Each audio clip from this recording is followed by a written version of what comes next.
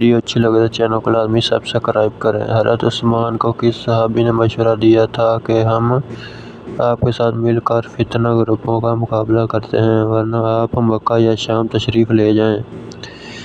مغیرہ بن شعبہ، امیر معاویہ، عمرو بن عاص، حضرت علی۔ مغیرہ بن شعبہ۔ قرآن مجید میں حضرت لقمان کا ذکر کتنی جگہوں پر ہوا ہے؟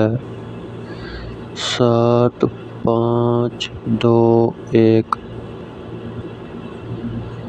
چینل کو لازمی سبسکرائب کریں، لائک کریں۔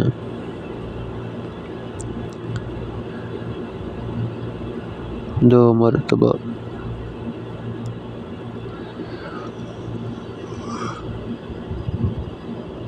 حضرت خدیجہ کو لوگ کس لقب سے یاد کرتے تھے؟ عابدہ، زہرا،